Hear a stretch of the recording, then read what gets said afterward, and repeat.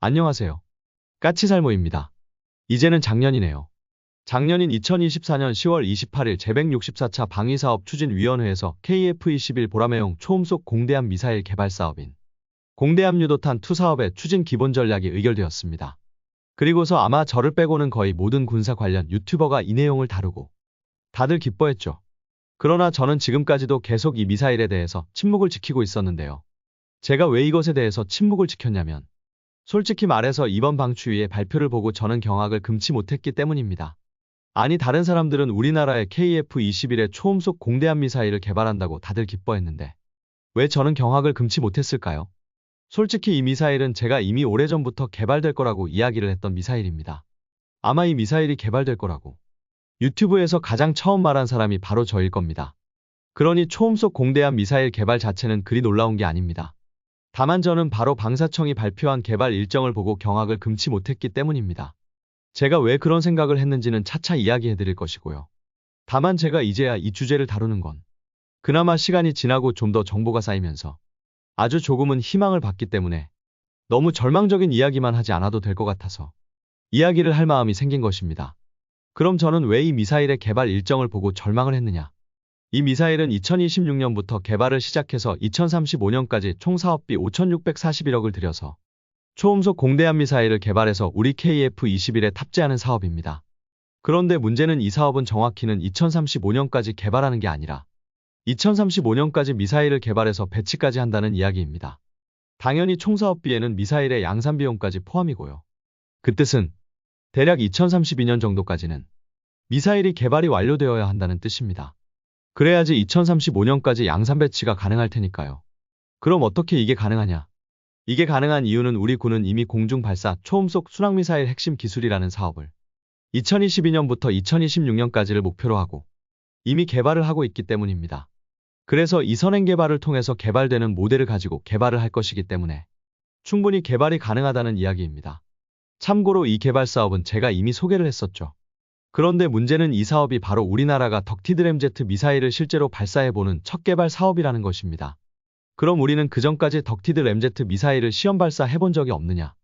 네, 없습니다. 아직까지도 없고요. 정확히는 올해인 2025년 4사분기에 한 번 그리고 2026년 1사분기에 2번 해서 총 3번의 실제 발사 시험을 할 것이고 그리고 사업을 종료하는 게 이번 사업의 목표입니다. 그전까지는 우리는 단 한 번도 덕티드 램제트 미사일을 실제로 발사해 본 적이 없으며 올해 4사분기에 있는 시험이 최초입니다. 그런데 문제는 이게 실패하면 어떻게 될까요? 미안하지만 지금 방사청의 계획은 단 한 번의 시험 실패도 허용하는 게 불가능한 일정입니다. 만일 우리가 덕티드 램제트 미사일을 개발하다가 단 한 번이라도 시험에 실패를 하면 절대로 지킬 수 없는 일정인 것입니다. 그럼 누군가는 이런 이야기를 하겠죠. 걱정 마라, 우리는 절대로 실패하지 않을 것이다. 장담할 수 있으세요? 아니 우리나라가 과거에 개발했던 초음속 대함미사일 개발을 보고도 그런 소리를 할 수 있냐고요. 우리는 이미 2000년대 중반부터 초음속 대함미사일을 개발했고 러시아로부터 야혼트 초음속 미사일의 기술을 들여와서 본격 개발을 시작했지만 러시아로부터 미사일 기술을 들여와서 개발을 했음에도 빠른 개발을 못하고 2021년에야 시험 발사 영상을 공개했을 정도입니다. 우리 정부는 이 미사일을 대략 2015년경이면 완성을 할 수 있을 것으로 예상을 했지만 계속 실패를 해서 5년 이상 개발이 지연이 된 겁니다. 심지어는 관계자분들의 증언에 따르면 이 미사일은 기밀 사업이었기에 그나마 개발을 완료할 수 있었다고 할 정도입니다. 한마디로 기밀 사업이었기에 예산을 통제 없이 마음대로 쓸 수 있었고 미사일 시험이 실패해도 언론 등의 압박을 받지 않아도 되었기 때문에 끝까지 개발할 수 있었던 거지. 만일 이게 기밀 사업이 아니고 언론에 공개된 사업이었다면 끝까지 개발하지 못했을 거라는 것입니다. 그만큼 우리의 램제트 미사일 개발은 계속되는 실패의 연속이었습니다. 그런데 우리의 덕티드 램제트는 아무런 문제도 없이 단 한 번의 실패도 없이 개발하는 걸 믿으라고요. 여러분 같으면 믿겠습니까? 너무 부정적인 거 아니냐고요. 한 가지 이야기해드리죠. 여러분 하이코어라고 아시죠? 우리가 개발하는 스크램 Z 방식의 극초음속 미사일 말입니다. 그런데 여러분 최근에 이 미사일에 대해서 이야기 들어보신 적 있으세요? 없을 겁니다. 왜일까요? 실은 하이코어 극초음속 미사일은 일정에 따르면 첫 발사 시험이 2024년 말경으로 잡혀 있었습니다. 그래서 저도 이 시험이 성공했는지 알기 위해서 다방면으로 노력을 했고요. 그런데 저도 알 수가 없었어요. 그 어디에도 아무런 이야기가 없더라고요. 그런데 아무리 기밀 사업이라고 해도 이런 대형 개발 사업은 최소 첫 시험이 성공했는지 실패했는지 어느 정도는 정보가 나오기 마련이거든요. 그런데 아무런 소리가 없다는 게 무슨 뜻일까요? 이런 경우는 딱 한 가지입니다. 실패. 그것도 완전한 실패일 때뿐입니다. 한마디로 과거 누리호처럼 절반의 성공이라고 이야기할 수도 없을 정도로 완벽하게 실패했을 때는 관계자분들도 할 말이 없기 때문에 아예 아무런 이야기도 나오지 않는 것입니다. 그래서 지금 시점을 기준으로 하이코어 극초음속 미사일의 첫 발사 시험은 실패했을 가능성이 90% 이상입니다. 한마디로 우리나라는 지금까지 초음속이나 극초음속 미사일 개발 중에 수많은 실패를 해왔고 그로 인해서 개발이 지연된 게 한두 번이 아니라는 이야기입니다. 네, 물론 실패할 수 있습니다. 그리고 제가 시험 실패를 뭐라고 하는 것도 아니고요. 다만 발사 시험 등이 실패를 하면 사업이 지연될 수밖에는 없고 당연히 특히 개발이 어려운 이런 초음속 미사일류 개발에는 시험 실패에 따른 사업 지연도 대비를 해야 합니다. 그런데 지금 우리 방사청의 발표 일정에 따르면 이 일정을 지키려면 시험의 실패는 있을 수가 없습니다. 그래서 제가 경악을 금치 못한 것입니다. 최소한 방사청은 초음속 공대함 미사일 개발 발표를 덕티드 램제트 미사일 1차 시험 결과라도 보고했어야 했습니다. 그런데 단 한 번도 시험 발사조차 해본 적 없는 미사일의 양산 계획까지 발표를 해버린 것입니다. 이걸 어떻게 받아들여야 할까요? 그리고 또 한 가지는 지금 우리가 개발한다는 초음속 대함미사일은 정말 놀라울 정도로 일본이 개발에 실패한 ASM-3와 비슷합니다. 지금 우리의 초음속 공대함 미사일은 실제로 개발에 사용할 수 있는 시간은 대략 5년에서 6년에 불과합니다. 그러나 당연히 아예 처음부터 개발을 해서 이 시간 안에 만드는 건 불가능하고요. 그래서 지금 선행사업으로 하고 있는 공중발사 초음속 순항미사일 핵심 기술을 통해서 개발된 시험용 덕티드 램제트 미사일을 거의 그대로 공대함 미사일로 만들 거라고 이야기하고 있습니다. 그럼 이 시험체는 어느 정도의 크기의 미사일일까요? 이 시험체는 전장 5.5m에 직경 350mm, 그리고 중량은 940kg입니다. 그리고 시험 발사를 FA-50에서 한다고 하고 있고요. 그래서 중량도 1000kg 이하이고 시험 발사도 FA-50에서 한다고 해서 다들 FA-50에 탑재 가능하다고 이야기하고 있습니다. 그런데 일본이 개발하던 ASM-3도 거의 같은 크기의 미사일이었습니다. ASM-3는 전장 6m에 무게 940kg으로 우리가 개발 중인 덕티드 램제트 시험체와 거의 같은 크기의 미사일이었습니다. 그런데 문제는 일본은 이 미사일을 다 개발해 놓고서 양산에는 들어가지 않았습니다. 왜 일본은 ASM-3의 양산에 들어가지 않았을까요? 일본만이 아닙니다. 우리나라도 마찬가지입니다. 우리나라도 액체 램제트 방식의 초음속 대함미사일을 개발했지만 실전 배치는 하지 않고 있습니다. 왜일까요? 그건 바로 이 미사일들이 현대전에 적합하지 않기 때문입니다. 이게 무슨 말이냐? 여러분, 우리가 이 초음속 대함미사일을 만들어서 상대하려는 적은 누구일까요? 북한일까요? 북한을 위해서 초음속 대함미사일을 개발한다라 필요가 있을까요? 필요 없습니다. 북한 해군 정도는 지금의 해성 대함미사일로도 차고 넘칩니다. 그럼 우리가 이 미사일을 개발하려는 이유는 뭘까요? 당연히 중국을 상대하기 위해서겠죠. 그런데 문제는 이런 초음속 대함미사일은 더 이상 중국에게는 통하지 않습니다. 이게 무슨 말이냐? 지금은 중국도 이미 수많은 사면 고정 방식의 A사 레이더를 가진 함선을 대량 생산해서 배치하고 있고, 그리고 그래서 중국도 초음속 대함미사일을 충분히 요격할 수 있습니다. 그래서 중국에게는 더 이상 초음속 대함미사일은 통하지 않습니다. 오히려 우리의 전투기에 초음속 대함미사일을 탑재하고 중국 해군을 공격하려 한다면 우리의 전투기가 더 위험할 것입니다. 왜 우리 전투기가 더 위험하냐? 중국은 PL-15 같은 초장거리 공대공 미사일을 이미 배치하고 있고 최근에는 PL-XX라는 더 사거리가 길어 보이는 미사일까지 배치하고 있습니다. 문제는 대략 1000kg에 이르는 미사일 2발을 탑재한 전투기는 당연히 속도도 느려지고 기동성도 뚝 떨어질 수밖에는 없습니다. 그래서 이런 기동성이 떨어지는 전투기는 중국의 초장거리 공대공 미사일의 밥입니다. 한마디로 전투기가 이런 공대함 미사일을 탑재하고 중국 함대에 접근하는 건 나 죽여주세요라고 보시면 됩니다. 그래서 일본은 ASM-3를 처음에 개발할 때는 사거리를 200km로 개발했다가 나중에는 급하게 400km 모델을 개발했습니다. 그럼에도 일본은 ASM-3의 도입을 포기했습니다. 그리고 그건 우리 초음속 대함미사일도 마찬가지입니다. 우리가 개발하던 초음속 대함미사일의 사거리는 300km 정도로 예상되었고 우리 함선이 중국 함대의 300km 거리까지 접근하는 건 위험하기 때문에 우리도 배치를 포기한 것입니다. 그러고 나서 일본이 지금 개발하고 있는 게 무엇인가요? 일본이 ASM-3의 개발을 포기하고 개발하고 있는 게 바로 신형 12식 지대함 미사일입니다. 이 미사일은 최대 사거리가 900km라고 하고 있고 나중에는 더 개량해서 최대 사거리 1500km를 달성할 거라고 하고 있습니다.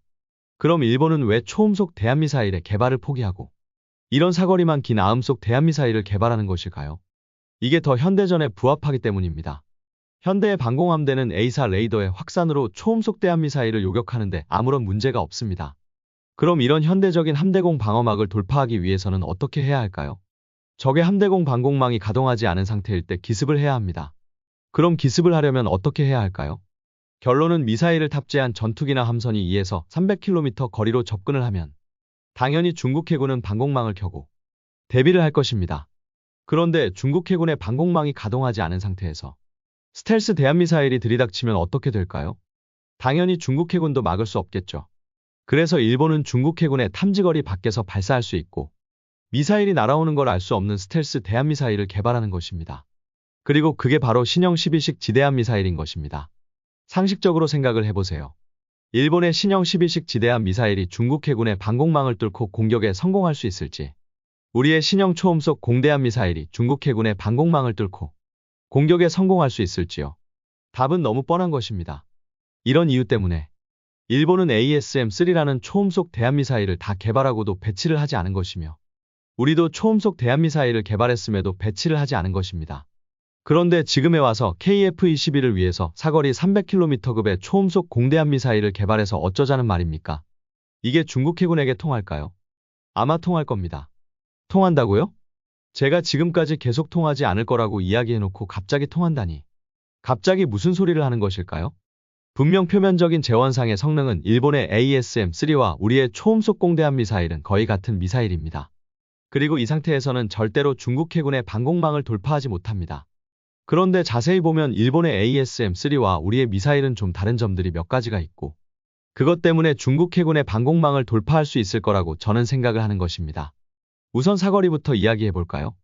일본은 중국 해군을 기습하기 위해서 중국 해군의 탐지거리 밖에서 발사할 수 있는 신형 12식 지대함 미사일을 개발하고 있습니다. 그리고 이 미사일은 사거리가 최대 1500km까지 확대될 것이고요. 그럼 우리는 이런 미사일을 만들지 못하느냐? 만들 수 있습니다. 그런데 문제는 그럼 중국 해군을 1000km 이상의 거리에서 포착하고 실시간으로 중국 해군의 움직임을 파악할 수단이 있어야 하는데 문제는 우리나라에는 그럴 능력이 없습니다. 그럼 일본은 가능하냐? 가능합니다. 우선 일본은 미국으로부터 시가디언 해상감시 무인기를 대량으로 도입하고 있고 앞으로 초소형 해상감시 위성을 수십 대를 우주에 올린다고 합니다. 그래서 이런 탐지 수단으로 중국 해군을 1000km 이상에서도 실시간으로 감시할 수 있습니다. 그런데 우리는 그런 감시 수단이 지금은 없습니다. 그렇기 때문에 우리가 사거리 1000km 이상의 대한미사일을 만든다고 해도 중국 해군을 포착할 방법이 없습니다. 그래서 우리는 지금 당장 사거리 1000km급 대한미사일을 만든다고 해도 활용할 방법이 없습니다. 그럼 우리는 어떻게 해야 하느냐? 솔직히 저도 모릅니다. 당연히 우리도 일본처럼 중국 해군을 장거리에서 포착할 탐지 수단을 마련하는 게 가장 좋겠죠. 그러나 당장은 힘들 것 같고 그래서 우리나라는 초음속 공대함 미사일을 만드는 게 아닌가 하고 저는 생각을 합니다. 그리고 아마 그 답은 일본의 ASM-3와 우리의 초음속 공대함 미사일의 차이점에 있을 것입니다. 그럼 두 미사일은 무엇이 다르냐? 우선 우리의 미사일은 일본의 ASM-3와 다른 첫 번째 특징은 ASM-3는 스텔스 미사일이 아닌 것에 반해서 우리의 초음속 공대함 미사일은 스텔스 능력을 갖추고 있습니다. 한마디로 말해서 우리의 미사일은 초음속 스텔스 대한미사일인 것입니다. 이게 중국의 방공망을 돌파할 방법 중에 하나가 아닌가 하고요. 두 번째는 바로 우리의 미사일은 덕티드 램제트 방식의 미사일입니다. 그럼 일본의 ASM-3는 덕티드 램제트 방식의 미사일이 아니냐? 네, 아니라고 하네요. 일본의 ASM-3는 액체 램제트 방식의 미사일이라고 합니다. 그런데 이게 중국의 방공망을 뚫는데 무슨 차이가 있느냐? 기본적으로 액체 램제트 미사일은 기동성이 상당히 둔합니다. 우선 사용하는 연료가 액체라 출렁거리기 때문에 급격한 기동을 하지 못합니다. 그래서 현존하는 액체 램제트 미사일 중에서 가장 급격한 기동을 한다고 하는 러시아의 야혼트 브라모스가 최대 기동을 할 수 있는 게 12지 정도의 기동을 할 수 있는 게 다입니다. 그에 반해서 덕티드 램제트 방식의 미사일은 연료가 고체이기 때문에 급격한 기동이 가능하고 그래서 당장 우리 KF-21의 주력 공대 공미사일인 미티어도 최대 30지에 이르는 급격한 기동을 할 수 있습니다. 그럼 이런 기동 능력이 적의 방공망을 돌파하는데 어떤 도움을 주느냐? 쉽게 이야기해서 더 급격한 회피 기동을 할 수 있다는 이야기입니다. 그래서 적 방공망을 더 잘 돌파할 수 있다고 합니다. 그래서 두 가지 특징이 일본의 ASM-3와 우리 미사일의 다른 점이고, 그나마 그래서 ASM-3에 비해서 중국 해군의 방공망을 돌파할 가능성이 좀 더 높다고 할 수 있는 것입니다. 그러나 분명히 말하지만, 그나마 일본의 ASM-3보다는 나은 거라고 하지만, 이게 중국의 방공망을 돌파할 절대적인 수단은 되지는 않을 거라고 봅니다. 당장 스텔스 능력을 가지고 있다고 하지만, 초음속 대한미사일은 그 속도 때문에 표면에 많은 열을 발생하고, 그래서 레이더에는 탐지되지 않을 수 있지만, 적의 연령상에는 탐지될 가능성이 높습니다. 그렇기 때문에 이 두 가지 특징 때문에 무조건 중국의 방공망을 돌파할 거라고 이야기하지는 못하지만요. 그나마 ASM-3보다는 나을 거라는 거죠. 그러나 문제는 그럼에도 이게 무조건 답이라고는 할 수 없고, 지금 일본뿐만 아니라 미국조차도 중국 해군을 장거리에서 기습할 수 있는 엄청난 사거리를 가진 초장거리 대한미사일을 배치하고 있고, 우리도 그리해야 한다고 생각을 합니다. 그러나 이런 초장거리 대한미사일을 활용하기 위해서는 당연히 초장거리에서도 적을 포착하고 감시할 수단이 있어야 한다는 게 문제입니다. 그렇기에 우리는 이런 미사일을 개발하기에 앞서서 해상감시 수단부터 강화를 해야 합니다. 그리고 무엇보다도 우리의 덕티드 램제트 미사일 개발 일정은 너무 급합니다.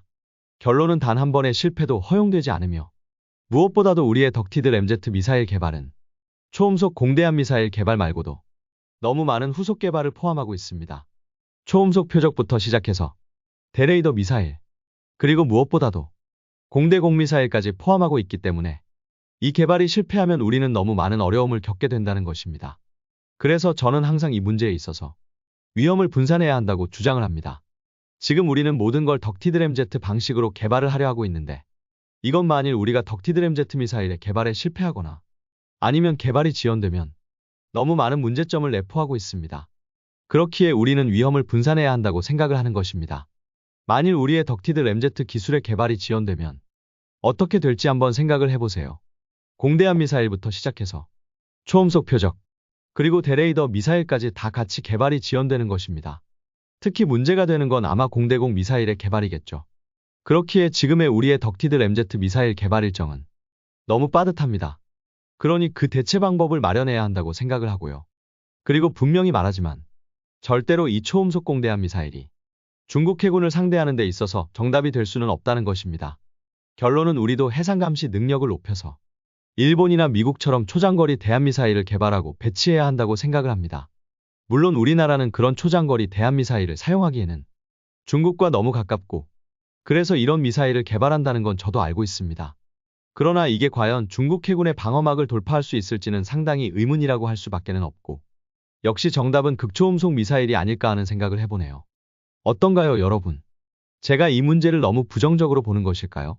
그러나 제가 이럴 수밖에 없는 게 지금의 상황이 너무 극단적이지 않습니까? 우리의 주요 핵심 무기들 대부분을 덕티드 램제트 방식으로 개발한다면서 개발 일정은 너무 빠듯한 게 너무너무 아슬아슬해 보입니다. 그래서 불안할 수밖에는 없습니다. 이상 영상 봐주셔서 감사합니다.